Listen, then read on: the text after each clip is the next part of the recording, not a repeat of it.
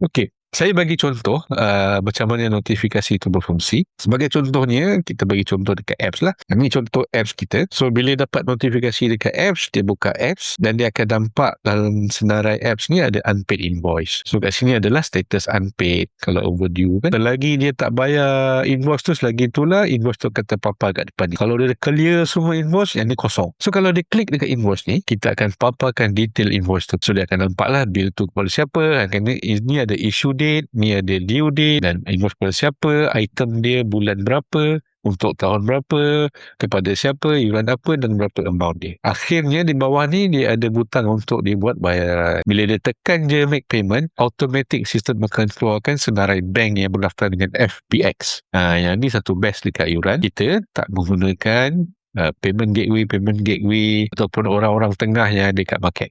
Semua tu kita tolak tepi. Sebab apa? Sebab kita sendiri berdaftar dengan PNET ataupun FPX dan kita boleh membuat transaksi ini terus ke akaun sekolah ada satu hari bekerja atau next business day ataupun esok hari. Contohnya kalau parents bayar hari ni, hari Isnin, sekolah akan dapat pada hari Selasa. Terus dapat duit. Kita tak ada pegang lama-lama dan bila tak melibatkan orang tengah ni, iaitu payment gateway yang dekat market, kita lebih clean, iaitu antara parents dengan sekolah ada sistem yuran non-mai.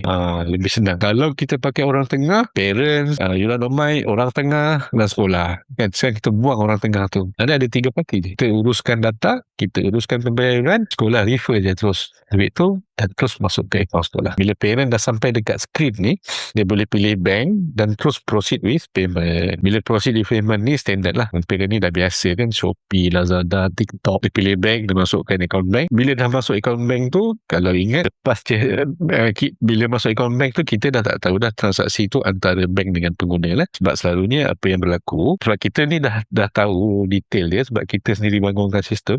Jadi kita tahulah antara kita dengan bank, last screen kita ialah ni. Bila ahli ataupun parents pilih bank dan proceed with payment ni, kita akan keluarkan screen bank. Tak kisahlah bank apa, bank ke CIMB dan login screen. Dekat situ je lah terakhir yang kami boleh akses kat luar pagar. So apa-apa transaksi yang berlaku antara parents atau dengan bank tu, pengguna dengan bank tu, dia login account bank dia, masuk password tu, kita tak tahu. Sebab tu adalah polisi yang telah ditetapkan oleh FPX. Kalau ingat, bila kita buat bayaran, dah selesai bayaran tu, ada satu butang dia letak situ, return to merchant. Kan, return to merchant. Butang tu sebenarnya penting untuk kami yang tunggu dekat luar pagar. Selalunya parent ni, dia tengok duit dia dah tolak, dia pun tutup je bank. Bila dia tutup bank tu, kita ni tunggulah kat luar pagar. Tak ada apa-apa berita kan. Implikasinya ialah nanti dekat dalam invoice kita tak boleh nak update status ni, dah bayar ke tak. Di kat situ akan ada delay, tapi jangan risau, kita ada robot juga. So sistem yuran non-mai ni, kita ada robot. Robot ni akan berjalan setiap jam. Tugas dia ialah akan check balik dengan bank tu, transaksi ni dah selesai ke tak, berjaya ke tak.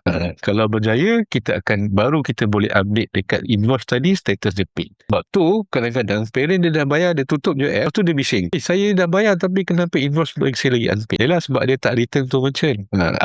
Bila parent tekan return to merchant, baru bank tu akan maklumkan kami yang tunggu kat pagar ni, transaksi ni nombor rujukan ni sukses. Bila kita dapat signal sukses, baru kita akan update dekat dalam record invoice tu, record invoice tu, dan baru automatic kita akan jana receipt.